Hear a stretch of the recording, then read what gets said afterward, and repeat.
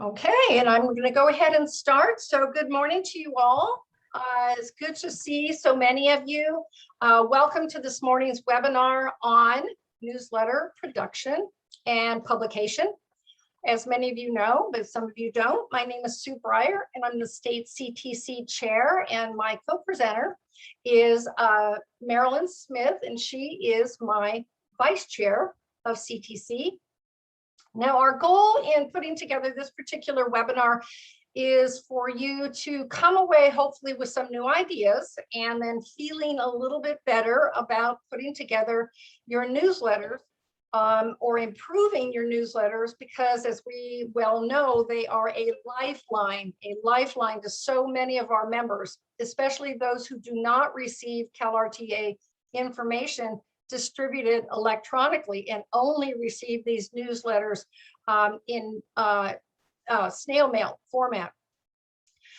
You have been provided with 3 handouts for this morning. First of all, you should have received a full PowerPoint where each slide is on a full page. That's in case you needed to have that. You also have a note-taking guide. We will be following these slides, so feel free to take notes on the note-taking guide as we go. But I think probably the most important resource is this handout, this webinar resource page, which contains many links to much of what we're going to be referencing in the course of the newsletter. So hang on to that paper. Those are active links. Keep it up on your desktop. Click on those links later and check out some of the things that we've shared with you. Depending on how much time we have at the end, if we have any time, we will address any questions that you have. Feel free, however, to open up the chat feature and type in any questions that you have as we move along, and we will be addressing those at the end. If it takes the full hour for the presentation, Marilyn and I will hang around for about 15 minutes afterwards, and we can answer any of your questions at that time. So we're going to get going.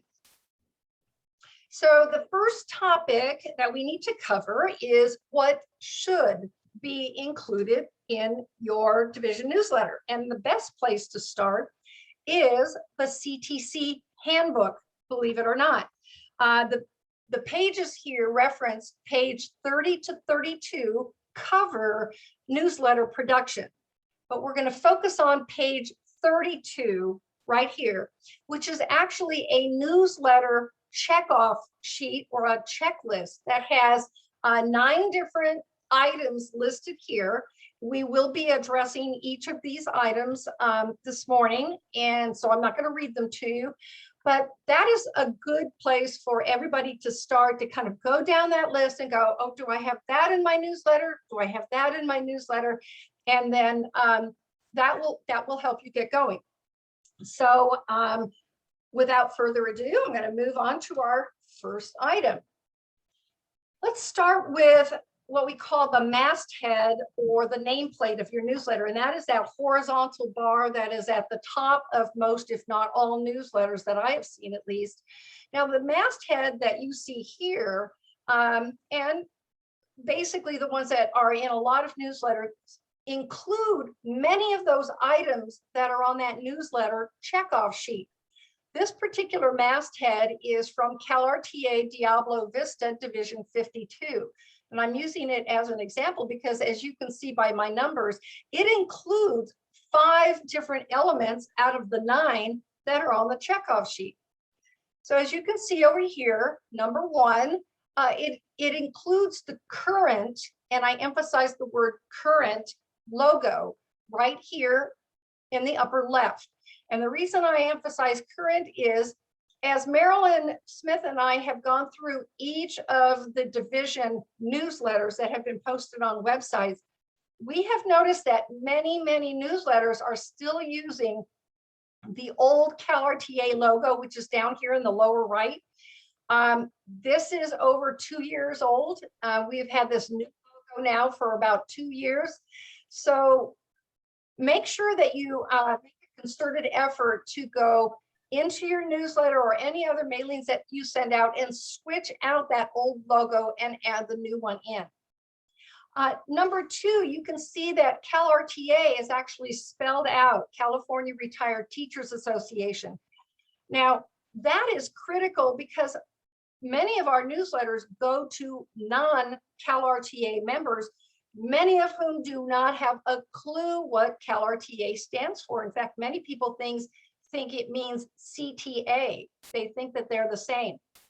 So writing out California Retired Teachers Association in your newsletter, whether it's in the masthead or not, it's all about branding and making the CalRTA name familiar to the general public. Number 3, as I mentioned before, it has the full name of the division and the division number. And right above it, of course, is the actual name of the newsletter. Some newsletters don't have a name, so you don't have to worry about that. Right below here, number 4, is what we call the tagline, your partner in pension protection. You can put that there or in other places in your newsletter. They added since 1963, that was when this particular division was established. And last, number 5, we have the state CalRTA website link, as well as the division website link. Now, 5 items, all in the masthead. So take a look at your division newsletter masthead, maybe consider making a few adjustments. I've adjusted mine twice already to include more of these elements, and you might be able to do the same. Now, other items on the newsletter checklist include the core purpose, as you can see over here on the right-hand side, the major goal of CalRTA, and I've included the mission statement down here as well. That actually should be added to the checkoff list. But these 3 items should appear in your newsletter somewhere, preferably all 3 in your edition. Now, these can easily be downloaded from the state website. All you have to do is go into calrta.org, the state website, click that login button. When you get to the members page, click on Division Resources right here on the top.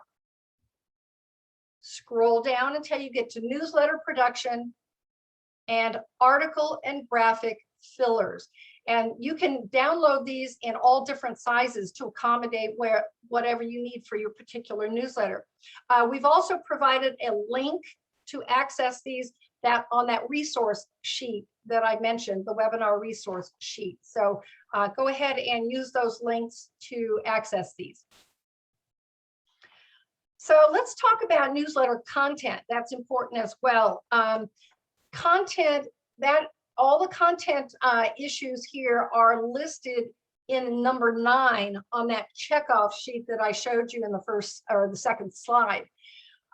Now, just so you know, there are 8 items or categories listed here. Please do not think that you have to cover all 8 of these in every single newsletter. You don't, okay? But this is to just give you an idea of the kind of information that you want to include in your newsletter.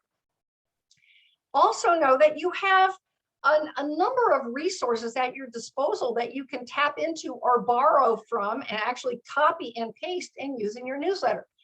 For instance, for communication and technology info, I put out the CTC update newsletter every month, as well as a periodic Share the Wealth handout. You may copy and paste any articles from either of those publications and put those in your newsletter. So the update and Share the Wealth.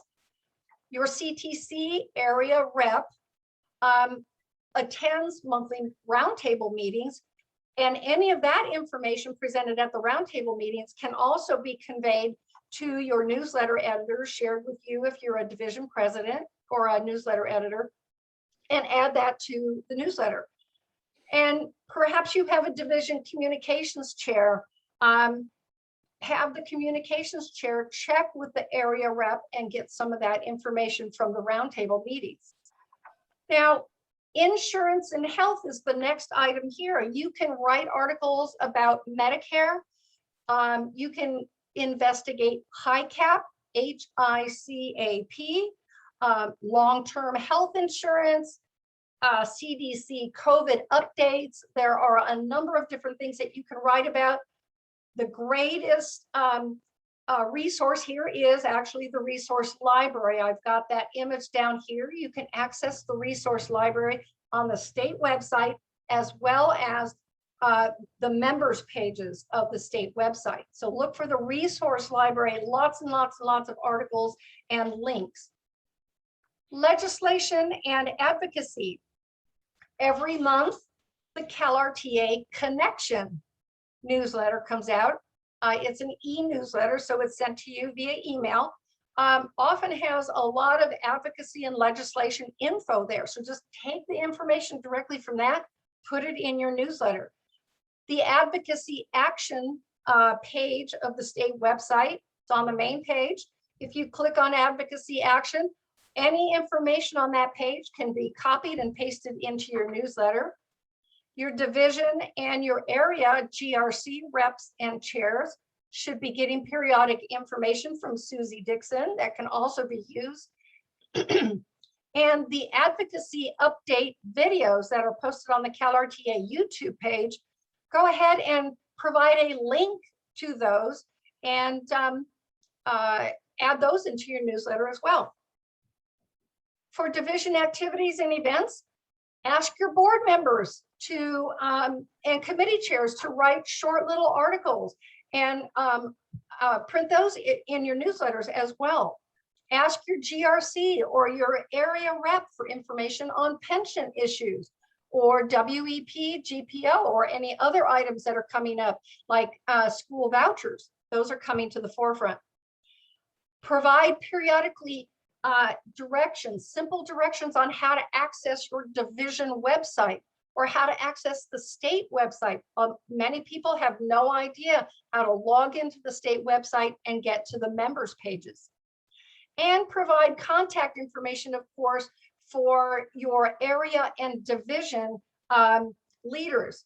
But a word of caution on that, be sure that you avoid posting any personal contact information like a personal email, a personal phone number, or even a personal home address. Preferably use a division email address like division99@gmail.com, or even purchase what you might call a burner phone at the local drugstore and use that as the contact phone number for CalRTA for your division. So I'm going to turn this over to Marilynn Smith, and she's going to go into greater detail about newsletter content. And Marilynn, go ahead. Okay. As Sue was talking about, the resource library is just amazing, absolutely amazing. The first time I ever looked at that, it was stunning. I couldn't believe there were so many sources of information there. Some are videos, most are columns, but all are really good. And I see that Debbie Pate Newberry keeps this updated too. The resource library, as Sue said, is located either on the main homepage for calrta.org, and you don't have to log in for that. You just would go into the website, scroll down until you find this graphic, and then you'll find it. It's also available once you're into the members section after you've logged in. So you can get at it in either way. You don't have to go back and forth to the public homepage. There are items in here that it's just astounding. From CalSTRS, for one, including items to help current teachers get ready for retirement. So if you know of anybody, that's a good place to direct them. There's information here about Medicare, about HICAP. There's information from state and county offices on aging, the Better Business Bureau, and lots more. It's just, you just have to go in there and just wander around and see what's there. It's just amazing. Once you log in to calrta.org, then in the menu on the right, when you're in the members section, the blue menu on the right, at the very bottom one says research. And that's another one, like the resource library, that has an incredible number of sources of information of all kinds. Information about pensions, articles for and about baby boomers, and lots more. There's a whole bunch of stuff in both of these, timely things that can be used in newspapers, especially if you've got space to fill and you don't want to fill it with something weird. The links for both of these, as Sue said, are on the resource page that she sent you. It says slides 5, 6, and 19. That's where you'll find the links for both of these websites, or these sections of our website. Okay. Still more sources of ideas and content for any spaces you want to fill are shown on this slide. When you type a division's, you may already know your own division's URL. So all the other divisions are the same. It's div and then the number, either 1 digit or 2 digits, and then .calrta.org. Go in there and take a look at their newsletters. There are some people who have really interesting stuff in their newsletters, and you might as well find it. And if you need to find where it came from, that's one thing, or take it from there. Just make sure you cite any information that you take from other people's newsletters. As Sue said, the CTC, the Communications and Tech, and the GRC, Government Relations, and the membership, MRRC, committees for our whole organization, all of them put out newsletters or other types of information. And you should tap into those. There's no reason why not. Plus, the Share the Wealth item that Sue sends out periodically. Sometimes it comes with the CTC update, sometimes it's on its own, or with another in another email. Across the bottom of all CalRTA websites or web pages, you'll find links to the 3 that are in the white box at the bottom of this slide. You can get straight to the CalSTRS website by clicking on that. You can get to AARP by clicking there, or to NRTA, which is the retired teachers arm of AARP. All of them are filled with information. The main thing that you need to do when you access other sources of information is to be sure you cite. And you can either go into, you can search for MLA or APA, whatever citation guidelines you want to follow. But really for websites, the URL is basically all you need. Just make sure that you are including citations. Okay. Most divisions include the membership application or enrollment form. And if your division doesn't, and you're thinking about it, then this slide will be, this and the next 3 slides will be, have a lot of information for you. If you already do, then you might check yours and make sure that it's complete, because Johanna needs all this information, especially, well, for everybody who joins, she needs all this information. Full name, that means first, middle, and last. Mailing address, phone number, maybe 2. She's starting to collect cell numbers as well as home numbers. And some of us don't have a home phone anymore, so the cell phone goes in the same column. But she's starting to try to separate those. And email addresses. The district that someone retired from and the year that the person retired. And then people can join either by cash payment or by dues deduction. If they're paying by cash or check or PayPal, it's one amount per year, $66 per year, paid annually, not divided up into months. That's something to make sure everybody understands. Or somebody can join by means of dues deduction, which means their dues are deducted monthly from their pension, and they hardly even know what's happening once they've signed up. The dues deduction section needs to include the complete unedited legal notice that I know there are people who like to paraphrase it because they think it gets too wordy, but every single word in that legal notice needs to be there because this is contract language between CalRTA and CalSTRS that allows CalSTRS to The part we're out, it's old. that allows CalSTRS to deduct from different people's pensions. Okay. He said I could put it together, but it would fall apart again. Folks, we need you to mute your microphones, please. Called Moen and they're sending it out Wednesday, so when we get it, then we'll call and. Thank you. Okay, the legal notice is important because it's contract language between CalRTA and CalSTRS, and every single word of it needs to be there. Then, of course, all the information above, name, address, retired from, etc., plus Social Security number, signature, and date.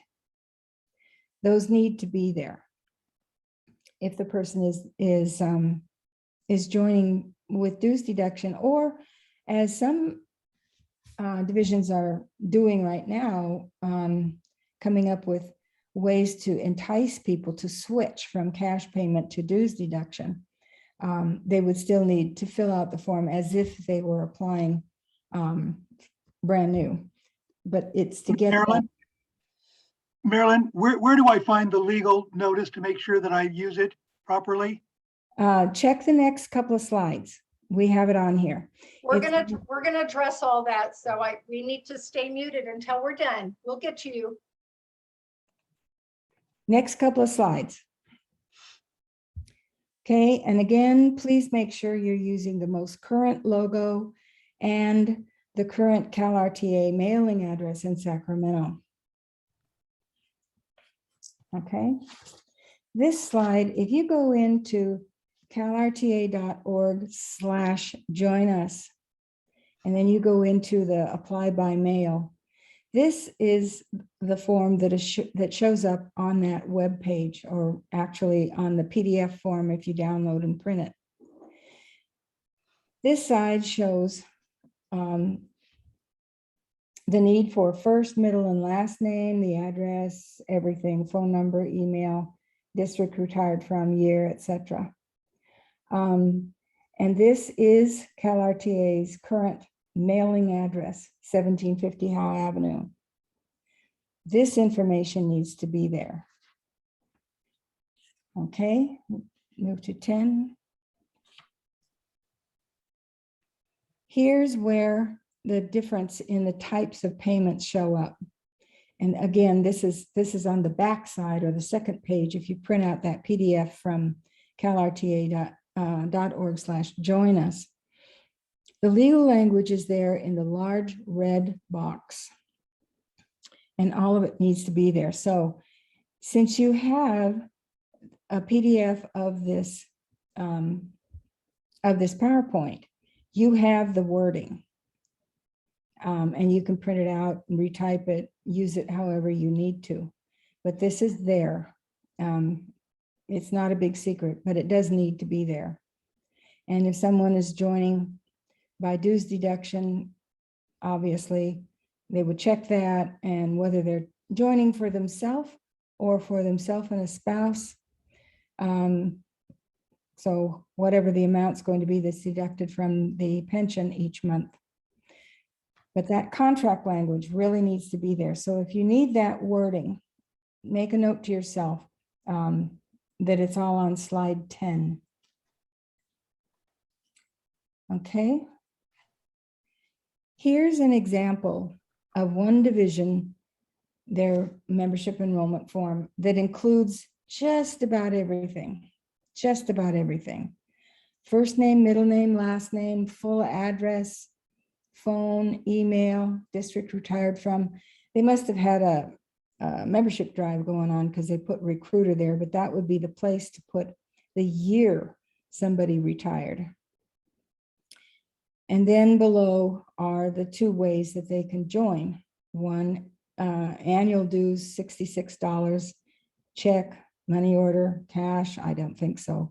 But also on the website, if you go into calrta.org/PayPal, or not PayPal, but join us, PayPal will be one of the options. And in any PayPal link like this, you can also use a credit card or a debit card. So those are things to let people know about. If somebody's joining by dues deduction, and there it is again, dues deduction, and choosing whether they're going to sign up for themselves, the one person or person and spouse, and then all the legal language, exactly the way CalSTRS and CalRTA have agreed to it. And then the Social Security number, signature, and date. These are really necessary for dues deduction. And then the current mailing address for CalRTA's Sacramento office.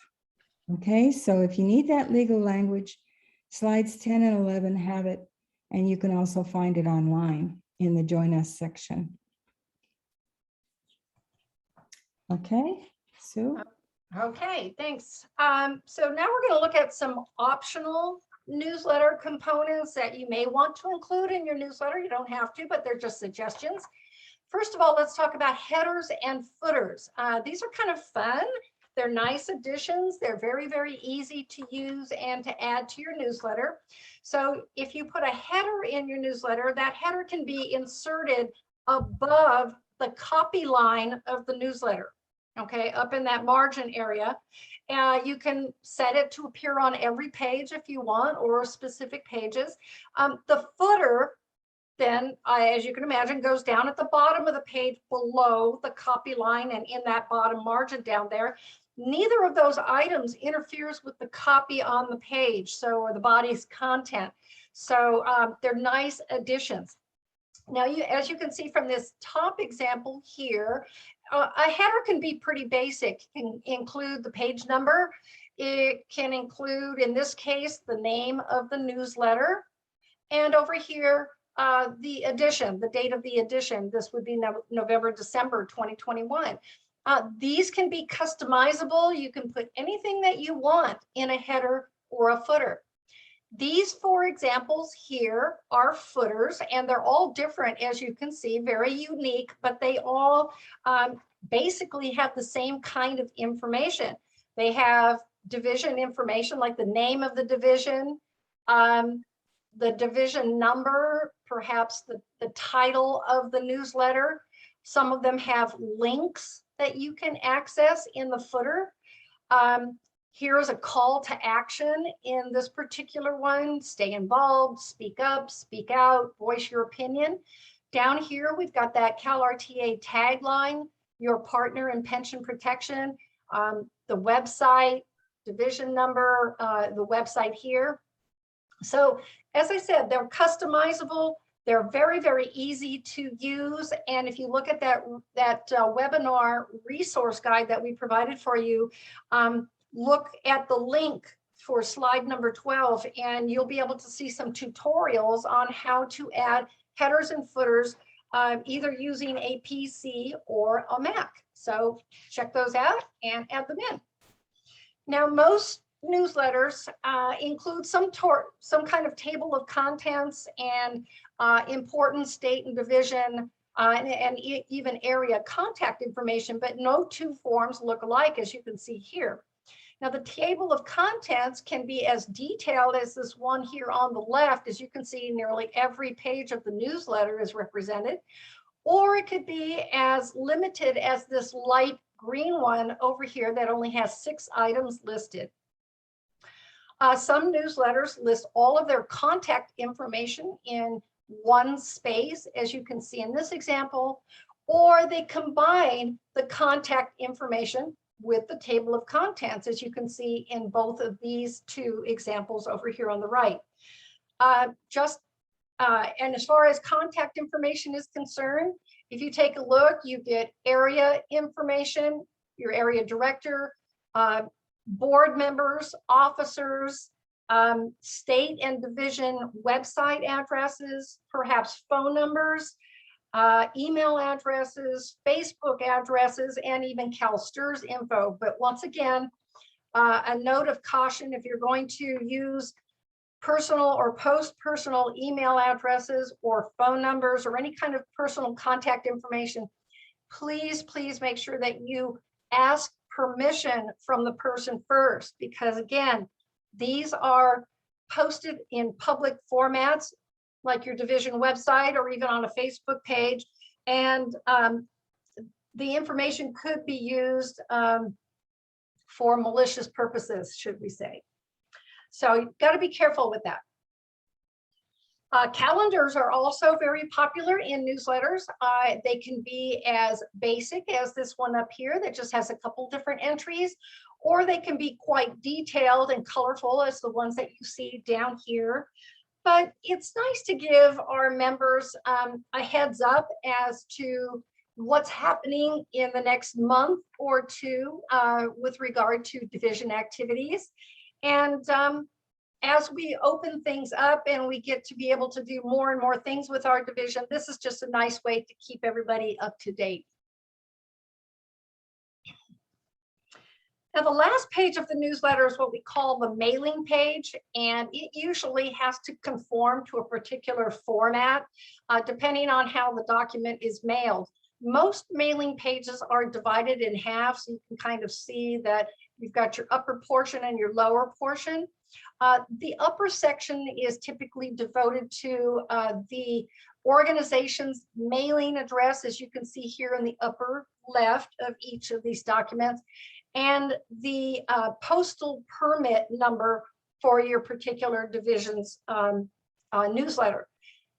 This blank space right here in both of the newsletters, this is where the postal address sticker or stamp goes for mailing purposes. And the lower half can be kind of customized if you want.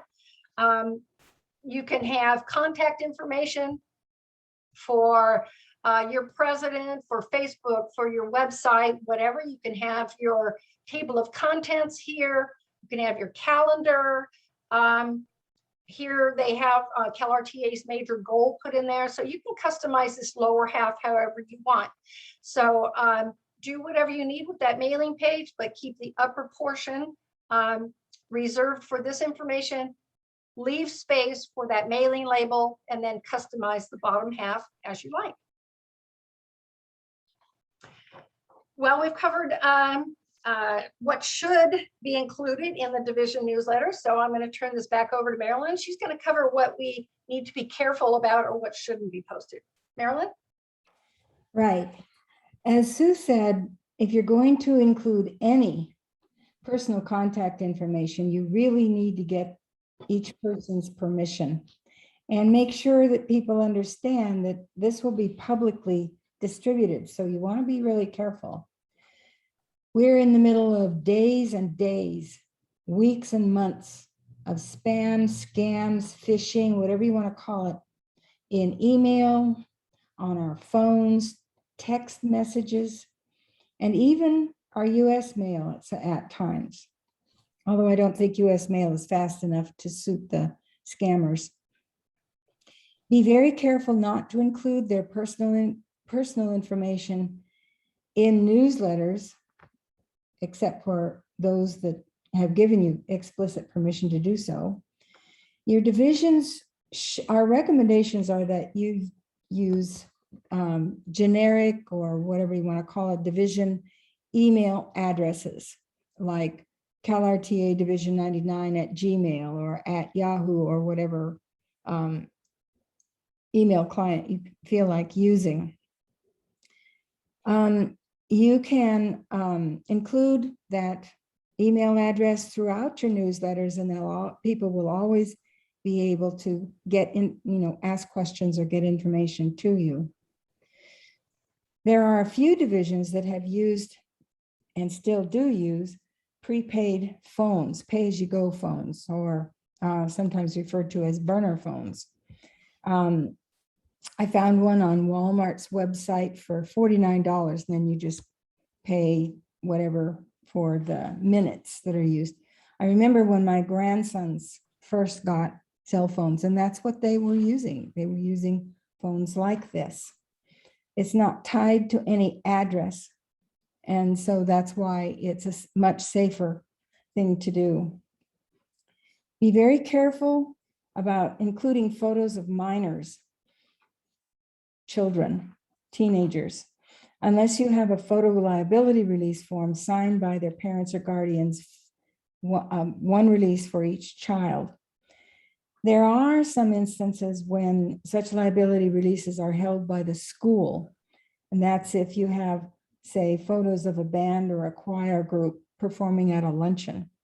If those students were brought in from the school and then they go back to the school, they're essentially under the school's auspices. So the school has that liability release that they collect at the beginning of each school year.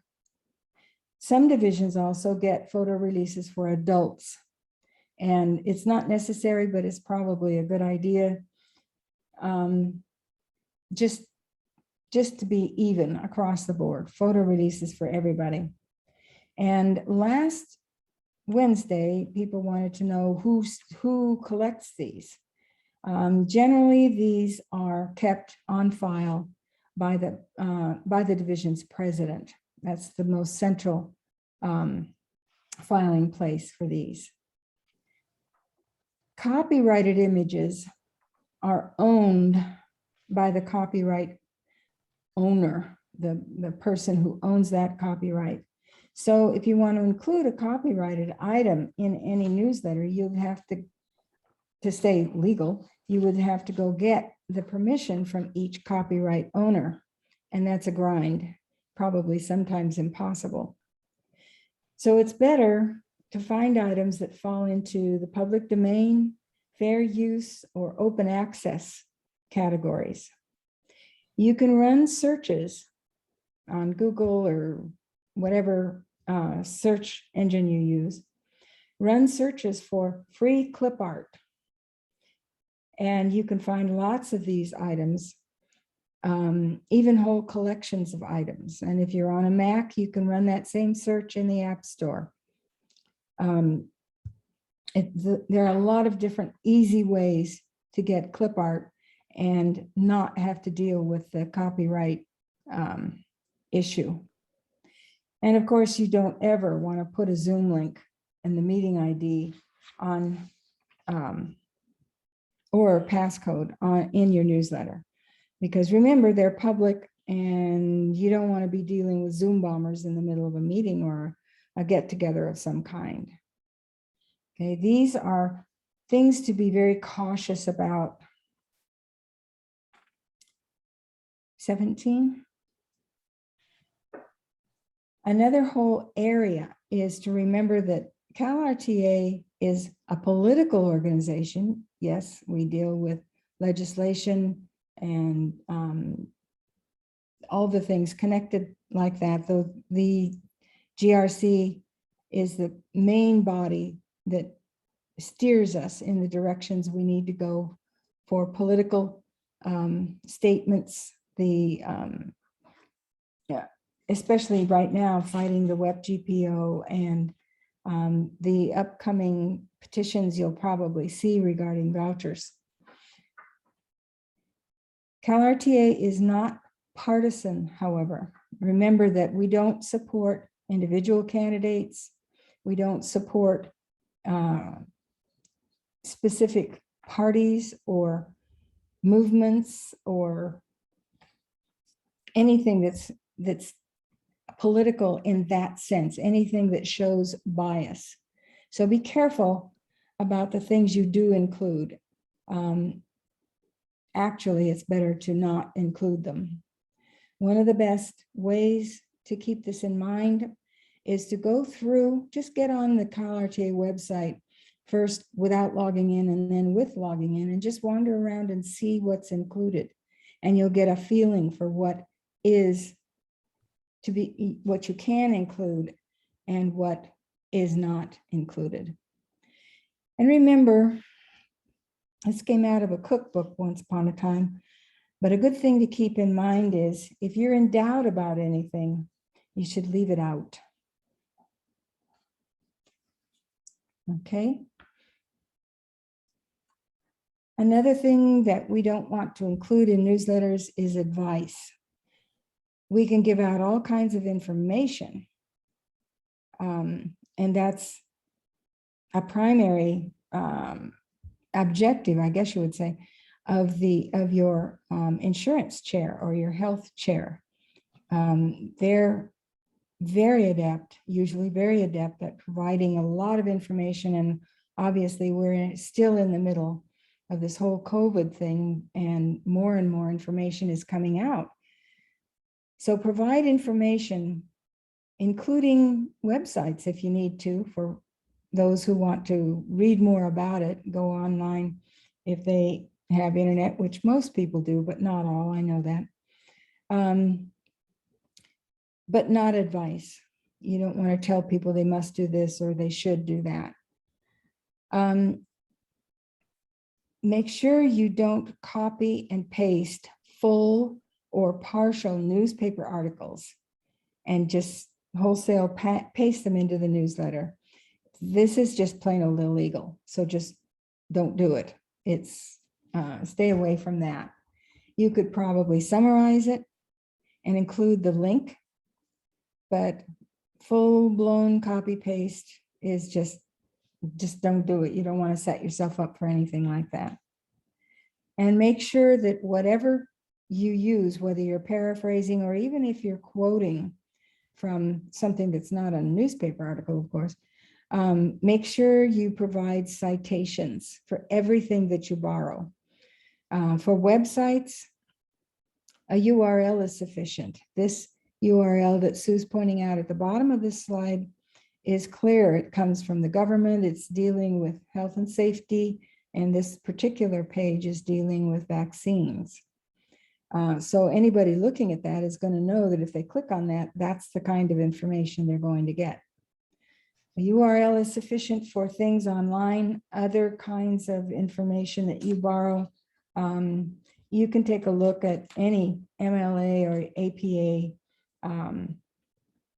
web page or book if you have one, to see what should be included. Usually just author, title, and the year it was published is plenty. And again, remember, if in doubt, leave it out. It's a good caution to remember. Okay, those are pretty cautionary, but to move ahead with confidence, you can include articles sent to you by your division board members, your legislative chair, your membership chair, insurance chair, etc. Include information and articles you find on the CalRTA website, the resource library, the research section, the fillers. There are articles in there where it says, fillers. It's on the division resources section, where you'll find several articles, and it's been updated recently, and Debbie does keep that updated, so that's a good thing. Make sure, however, if you're using any of these fillers, that you give credit, that you cite the information.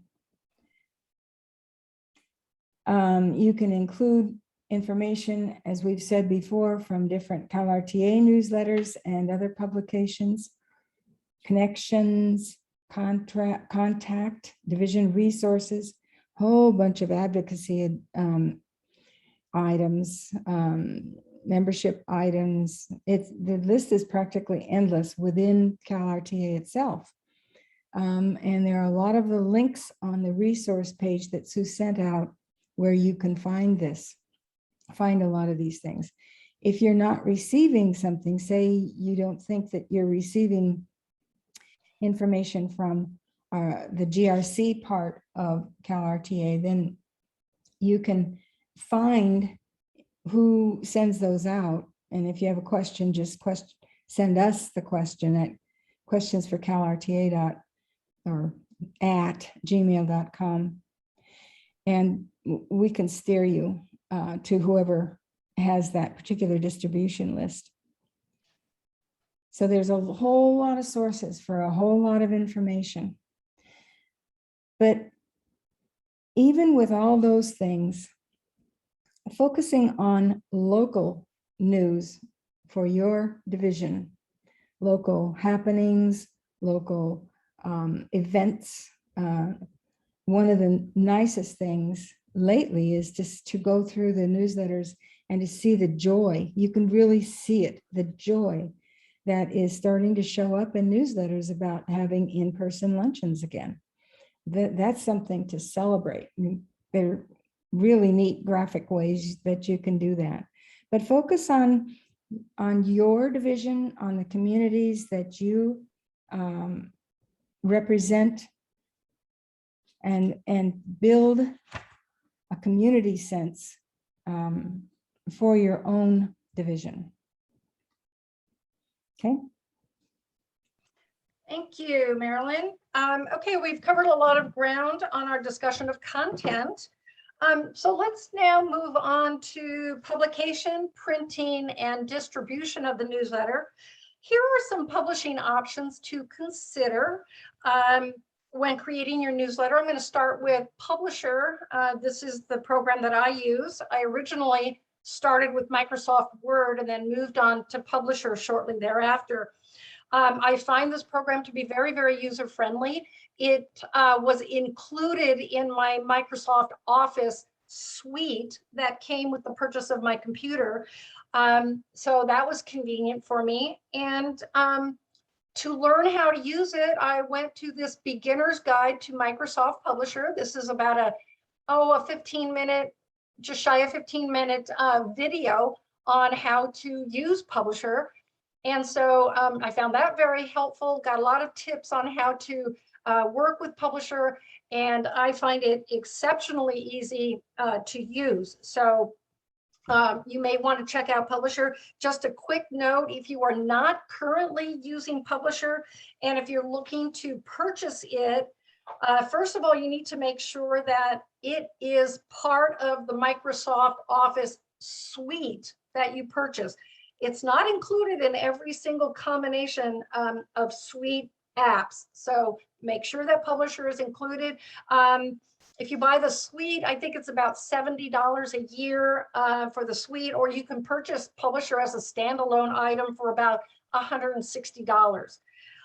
If you feel comfortable using Microsoft Word, and a lot of people have been using Word over the years, you can create your newsletter using Microsoft Word, accessing many of the templates that they provide for you. All you have to do is click on a Word document on your computer.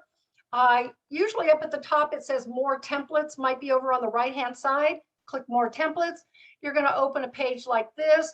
And right here in this search bar, just type newsletter, and you can use a lot of their templates, or you can design your own, just like I mentioned with Publisher. Just understand too that Word's main focus is word processing, whereas Publisher's focus is on desktop publishing, such as creating newsletters, catalogs, flyers, greeting cards, and things like that. So this is mostly just word processing, and this just gets a little fancier up here in Publisher. The third one is Apple's Pages. So if you use a Mac, this is a very, very easy program to to use, very user-friendly. And as with the others, Apple's Pages provides a lot of different templates that you can use, or you can create your own from scratch. But for all three of these, just go on YouTube and search for newsletters, how to publish a newsletter. There are lots of how-to videos on YouTube that would help you along in any of these formats. So check those out. Now, divisions are using a lot of printing options these days for their newsletters. Many divisions are very fortunate to be able to access printing at their school district printing department or office, sometimes even at a discount. So you might want to check out your local school district printing facility and see if they can do that. Now, they just do the printing. I don't know of any that actually do mailing, so you would have to pick them up, address them, and get them to the post office to be mailed. Other divisions are using what we might call the one-stop shop option, like Office Depot, the UPS store, and FedEx Office. CalRTA actually has an agreement with Office Depot, and you should be able to get a discount on the printing and mailing of your newsletter if you go through Office Depot. If you would like to get that discount, this link is on that resource sheet that we have provided. Just look for slide 21. You can click on this link, and there's just a brief form that you fill out, and that will provide you with an account with Office Depot as part of CalRTA, and you should be able to get a discount using that. So check out any of these sources here. Now that your newsletter is ready for distribution, you need to determine and decide who is actually going to receive your newsletter. So obviously, send those newsletters electronically to all your members who have emails. To any division non-member friends, we have a whole list of friends of our division, CalRTA Division 33. They are not members yet. We're still working on them, but we do send them a newsletter every month. If you have a list of recent retirees from maybe from your local school district, they're not yet members. And if you have contact information for them, be sure to send the newsletter to them. Teacher grant registrants and recipients, if you provide teacher grants, our division, teachers can sign up for teacher grants. We collect their home emails, and that way we send our newsletters to them. Pre-retirement seminar, those who have registered for your pre-retirement seminars or workshops. Again, if they register using a Google form, be sure you collect those personal email addresses, those home email addresses. That way you can send them your newsletter. Local school and district administrators, they always want to know what's going on and how we are supporting public education. So be sure that you send to them as well. Principals, superintendents, your local city council, your local legislators, I would send to their local offices, not the state offices, but the local ones. Other CalRTA divisions in your area, and your area CTC rep. And of course, make sure you send one to me. I always love to receive newsletters from across the state. I really do. So make sure that you add me to your distribution list. Okay, so you want to send those out, but how are you going to get the emails and addresses for all of these various sources that you're going to send to? Well, I would start with Johanna Hobbs. And just a footnote here, it's nigh to impossible to get email addresses for any of these people that I just mentioned. It's so very, very hard. But if you can at least get their home addresses, that's your foot in the door. So you can get home addresses from a lot of these sources.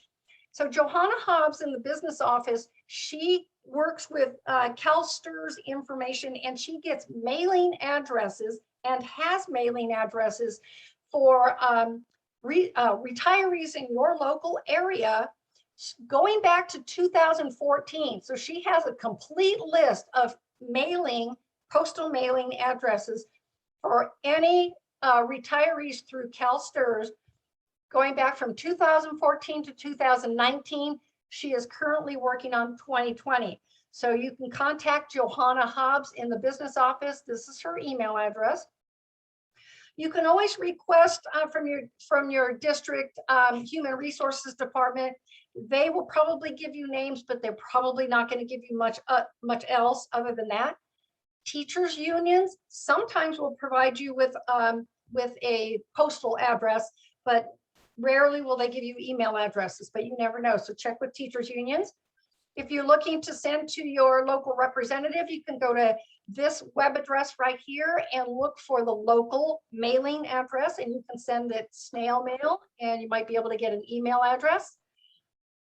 If you can get mailing addresses by using these sites, searchpeoplefree.com. Again, this one is free, but whitepages.com, you might have to pay a small amount, like a monthly fee. You can get phone numbers, you can get some recent mailing addresses, past mailing addresses, landline phones, and things like that. If you want to contact local school principals and superintendents, I would suggest that you go to the CDE website and look at their school directory. So all you have to do is Google CDE school directory and type in the name of the school, and the information pulls up and you can get the principal address. If you type the name of the district in, you can get the superintendent. And as I mentioned earlier, if you use Google Forms for pre-retirement event registrations, teacher grant applications, or even any community event that you're hosting, collect those home email addresses, and so you can send out newsletters to those people. Okay. Now, publishing your newsletter. Of course, you're going to want to publish your newsletter on your division website. Marilyn and I have gone through pretty much every division website in CalRTA. We still have some divisions that do not have one newsletter posted. We really strongly urge you to get one newsletter posted there.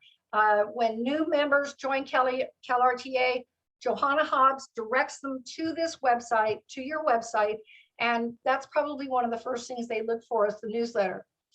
You can also post on Facebook, as you can see here. And once again, if you have contact information, you can either black that out or you can remove that contact information, or make sure you get permission to post it from whoever's information you're posting. If you're not sure how to post in either of these places, if you look on the resource sheet that we gave you, slide number 24, it's at the bottom of the sheet. Newsletter tips number 4, this short video will provide a tutorial on how to post in both of these spots. So that is our webinar for today. I want to thank you all for attending. If you have any questions, questions for calrta@gmail.com. I am going to go ahead and stop sharing. We are right at 11 o'clock. I'm going to stop sharing, and I'm going to change my view to gallery view, and I'm also going to stop my recording.